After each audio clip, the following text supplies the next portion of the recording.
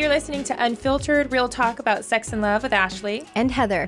And today we're going to be talking about the mental impact of sex. And one thing that I wanted to say about a lot of the questions that we get, we love getting questions from our audience, and it has been amazing how much, sometimes we'll get one line and it's a simple question, and then other times we'll get 5 paragraphs of them sharing their story, and which we love that. And we love that they would, trust us with their story. And so what's interesting with this is being able to grab snippets of that and put it into questions. So that's really what we're going to be looking at today.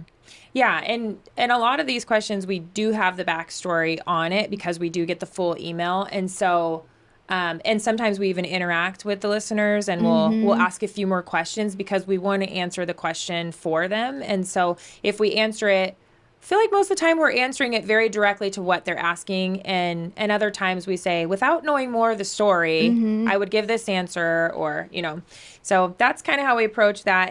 But it's just really an honor to be able to see some of these emails and hear women say, okay, I've never had a place to ask this before, or you guys make me feel safe enough to ask this, or this is really embarrassing, but I'm so thankful to have a place to be able to share this or ask this. And that's the part we really like. Yes. Okay, first question. When my husband's secret affair life was exposed, I felt like I had to have sex all of the time to keep him from cheating. Very common, I think, struggle. Now he doesn't know how to have sex or true intimacy because sex was always done to him. How do we work through all this? So this listener, her husband was seeing prostitutes or having affairs. Like, he was physically having sex with other people, and they were pursuing him. And so he never had to pursue intimacy. It was always done to him. That's what she's saying. And she was feeling like she needed to have sex in order to keep him from cheating again. I remember feeling this way early on. And I think through the process of, for a betrayed spouse, and if the relationship has been dysfunctional for a while, you just didn't know it. There's a lot of times where the sex and intimacy actually weren't healthy. They were being done and maybe on a regular basis, but it wasn't actually healthy. And then when women come out of betrayal and beyond, they're like, oh, now I know what it looks like to be truly like mind, body, soul present, to have your actions and your feelings be congruent, because they realize they weren't all the way doing that before.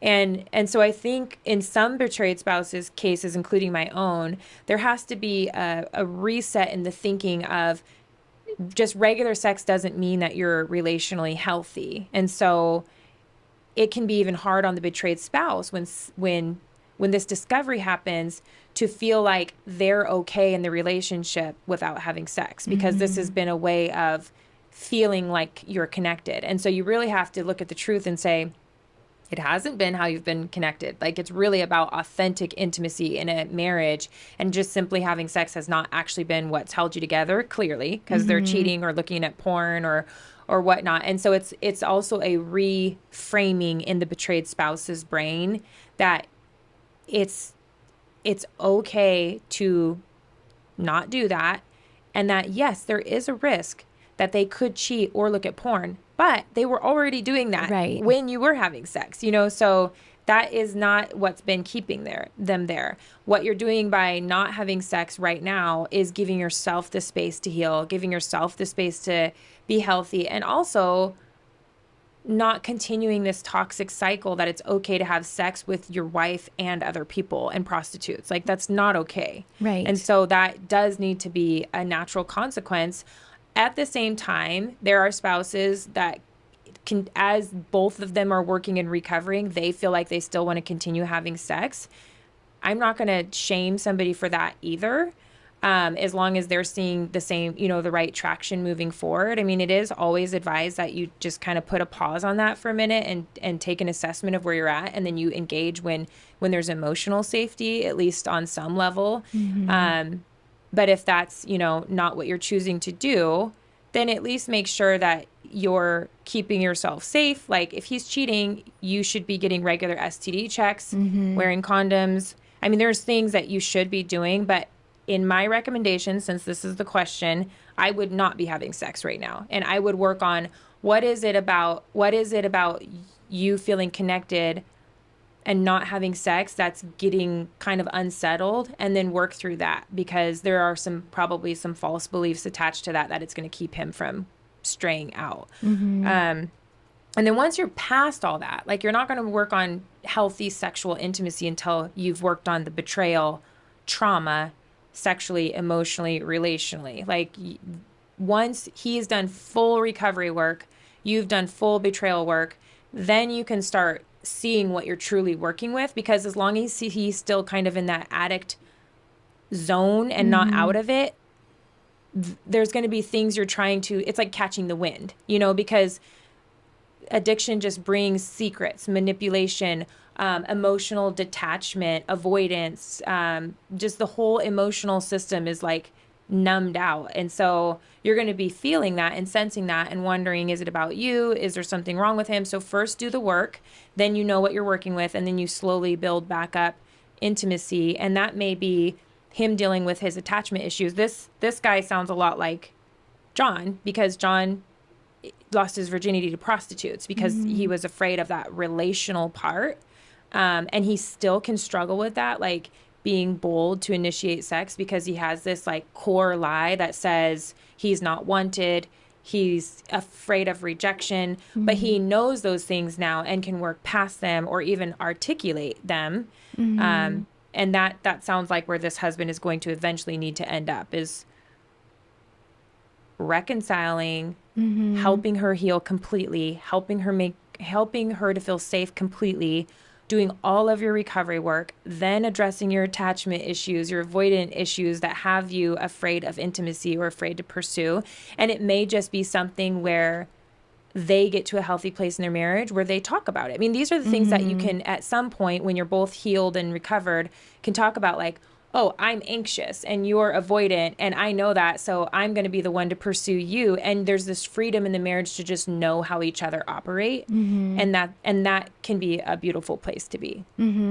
I would be curious. I know that with this question, she also had said that at one point that she was the one that was constantly initiating sex. And then at one point she was just like, I'm not gonna do that because it was hurting her. And so I do think it's interesting the way that sometimes we think that even if sex is the thing that's broken in the marriage, and it isn't just the thing, but it's the obvious thing, that if I try and fix that, that it will fix everything else. And also the part of that sex addiction is to remember that sex addiction is not about sex. Right. It isn't ever about sex. Sex is just the means to where somebody is trying to regain control in their life and, all of those things that go with addictive behavior. But also we've heard dozens of times that women will come to us at conferences and say, that after sex, I just cry or I feel so dirty or, all of these things. And so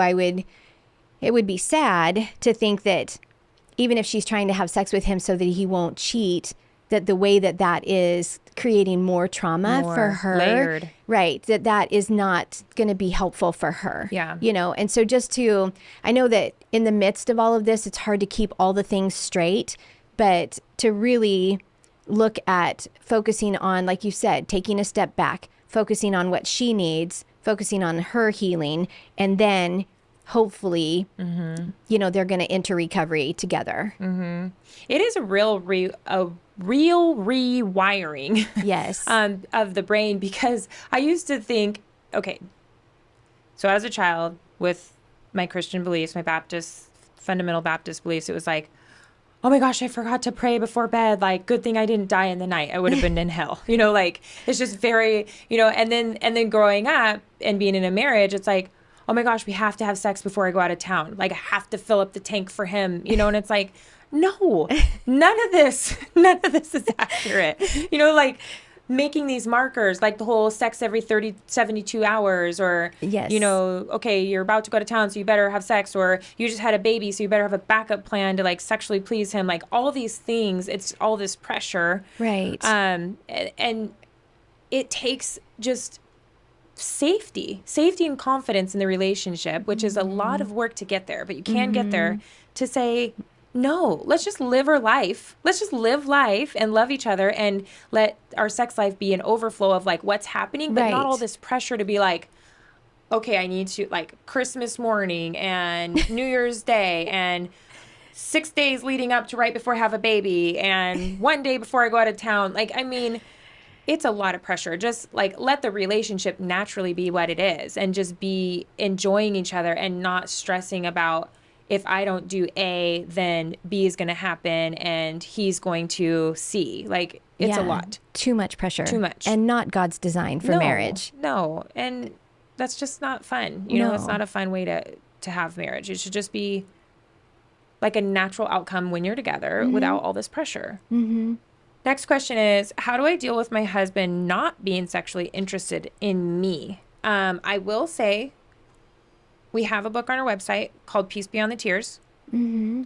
That is Tina's story. Yes. And so that's another resource you could pick up and just see how she navigated that. And there's a little snippets from Diane, one of our founders, of just her insights on it. And so Peace Beyond the Tears is a great resource for that. If you just want to connect to another story. Okay, again, I feel like with the boundaries of somebody not wanting to engage in recovery, John has always been sexually interested in me, but there's been moments. And last spring when he's 46 now, and so there was something going on medically where he was just not like had no sexual drive, and so it wasn't necessarily about betrayal, but the feelings of like somebody's not sexually interested in me was really hard for me to navigate. And I'm like, oh no, this is the ups and downs we talk about all the time. I'm in one of the downs and I don't like it. How do I navigate this? It really did take a toll on like it started attacking my self-worth and my desirability and my identity. Like it started creeping in on all of that stuff. And so I had to pull out all of my best tools and be like, this is not about me. But we needed to assess. So if you have a spouse that is actively in recovery or actively in addiction, looking at porn and not in recovery, this might not change. It might not change at all, because over here with porn or affairs or prostitute is easier emotionally. And so this might not change until he steps into true recovery. It could be a medical issue. It could be hormones. It could be too much drinking. It could be a substance. Yeah. It could be poor diet. It could be lack of exercise. It could be, I mean, there's so many things. I think about your little chart of like the one about like our sexual, Oh, yeah. The phases of your sexual climax and yeah. And all the things that contribute, to healthy sexuality, Right. exercise, diet, all of that, because your body is not going to function properly. And if you're doing something, even if it's not a sexual act, but just say like binging on McDonald's, staying up too late, you're not going to have a sexual drive. And so my question would be, is there no sexual drive and they're not doing anything over here sexually with porn or whatever? Or is it just there's something going on that needs to be addressed? And so step one, is there anything that needs to be addressed medically? Is there a porn problem? Is there maybe figuring out how to get them sexually interested is not the first step. Maybe how to get them sexually healthy is the first step, which would be group counseling, accountability, homework, and then hopefully the sexual interest will come. If you've done all that work, then it may just be like a slow baby stepping into learning, probably for the first time, how to be vulnerable and intimate. So figuring out, okay, well, why do you have no sexual desire? Is it something that's happening in the marriage? Is it just because they're tired? I mean, you really have to know why, because there's so many pieces to why somebody might have a low sex drive or low desirability in somebody. Yeah. And I would also encourage her. I mean, if she's not in a group, she needs to be in a group, because one of the things too is that in a Betrayal and Beyond group, you not only get to experience how all of this is impacting you, but there is a little bit of education about what happens to an addict, to their brain, to their body, to all of these things.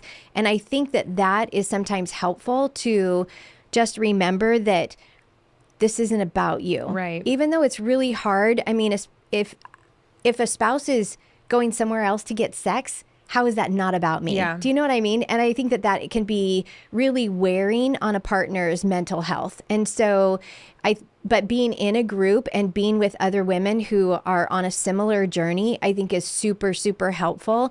And just getting, if this is going to stay the rest of your marriage, then going through some of those other steps of saying, okay, am I going to stay in this relationship?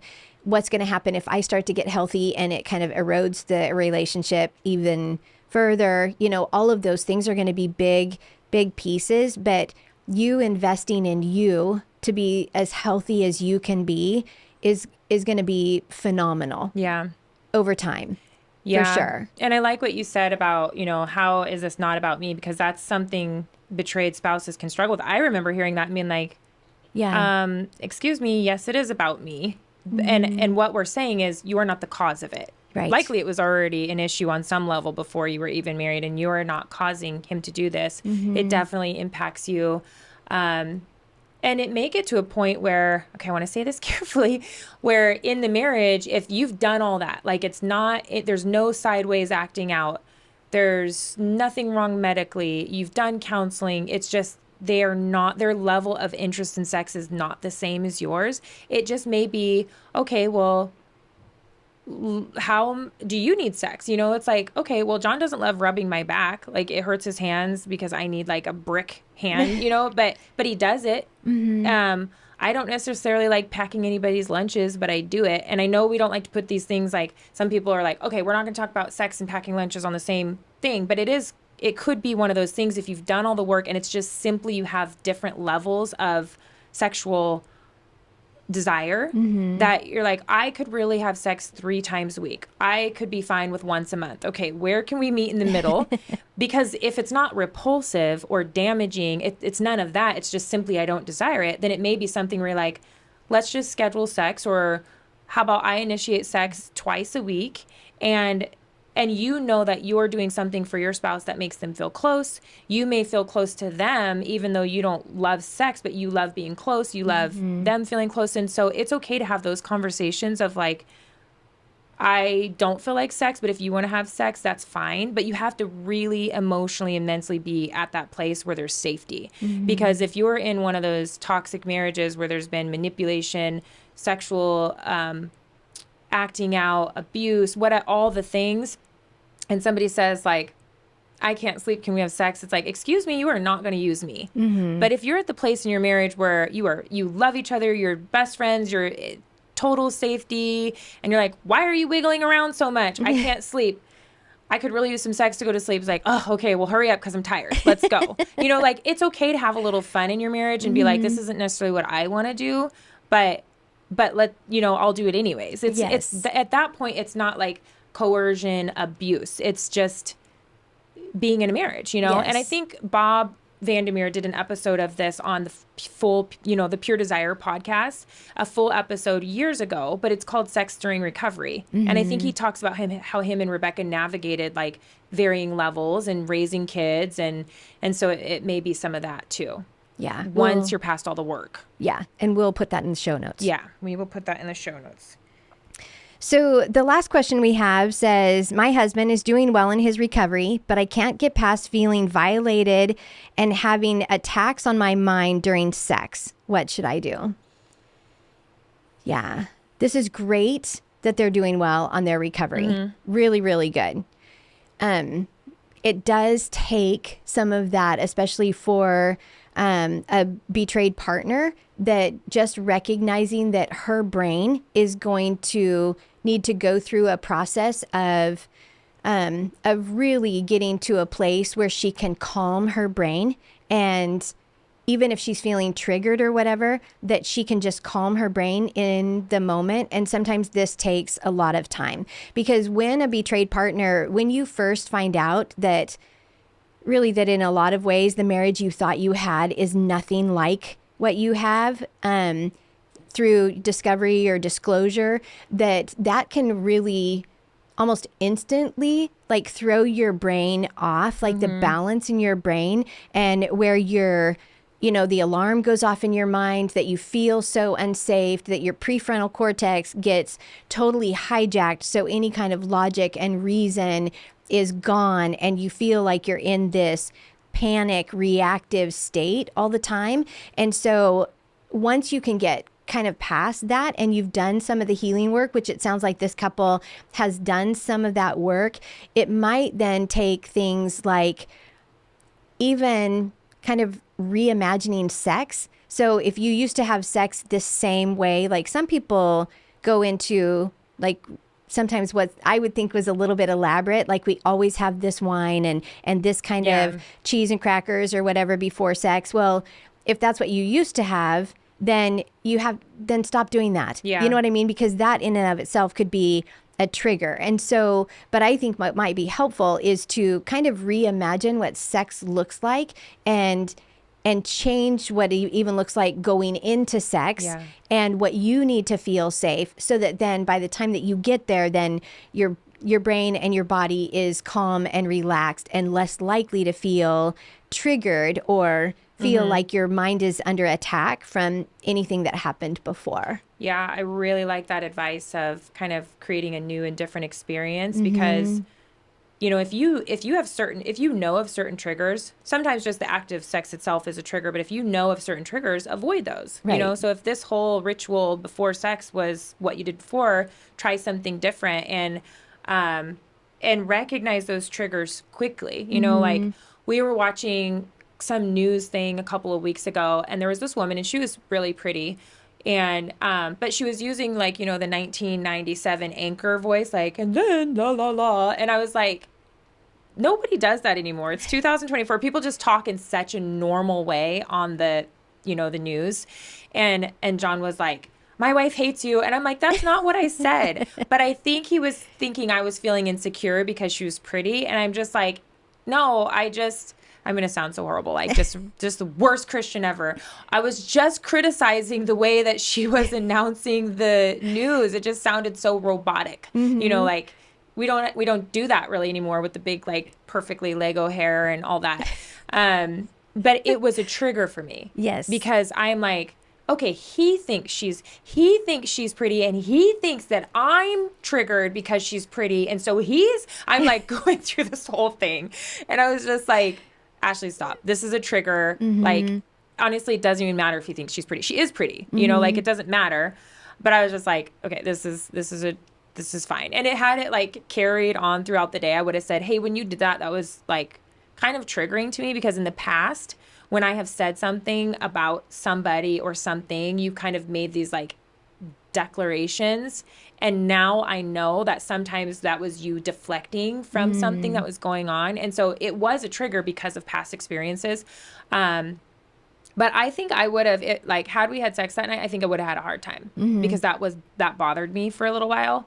And not to say that anybody has to be perfect, but we know when we're triggered. And the more we go through Betrayal and Beyond, we can recognize that. And like you had just said in the previous question, if you're having all this stuff go on in your mind, whether you're feeling used and you follow through with sex, all you're doing is solidifying that feeling and creating more trauma and more layers. And so if you're in the middle of sex and you have a flashback, this is something you guys should have already had a conversation about, that you stop. And I know that sounds so terrible to be I don't want to do that in the middle of sex. Then he's going to be disappointed, and then he's going to be unfulfilled, and he's going to find it somewhere else. And you're back to that first question, but you really do need to talk as a couple that if you're having flashes, or he's having flashes of whatever he used to act out in, either one of you, that you stop and you do not continue to connect those networks in your brain and your heart. You just stop, work through it. If you can work through it in the moment and come back and be grounded and be like, nope, we're here. Let's take some deep breaths. You're here with me. I'm here with you. Just all the the affirmative statements. That's great. And then you can move forward again. If you can't do that, then you need to just say, this can't happen tonight. You just shouldn't have sex with all those things running through your mind. Right. And it does. And the reason why we wanted to talk about the mental impact is because even if we recognize, so I know sometimes like even for us, for me and Michael, that will say, oh, we should have sex tonight. And it's a morning while we're getting ready for work conversation. But then if my mind is not in the right place, or if I start to feel triggered by something and I can't, even using all my tools and everything I know to be true, I can't calm my mind, then that's when I have another conversation to say, you know what, this really isn't going to work for me because I'm not in a good mental place. So how about tomorrow? Those kind of things. And even just recognizing that when our mind is being mentally hijacked, that if we have the right tools and the things that we know that are going to bring our mind back into where we want it to be, that we need to put the energy there, that we need to work on that, because we get to control our mind. Yeah. It's a wonderful thing. And so just being able to recognize that, okay, this is wasting my mental energy and I'm going to put it over here and see if I can have a better outcome. But then again, being honest with your spouse to say, this isn't going to work for me tonight because I was triggered. And so, I'll keep you posted. Yeah. I'll hang a little red ribbon on the door. Well, thank you for joining us for the conversation today. If you found this episode helpful, please share it with your friends, subscribe so people can find us. If you can think about it, we should be talking about it. So please send us your questions. We want to hear from you. Send your questions to unfiltered@puredesire.org.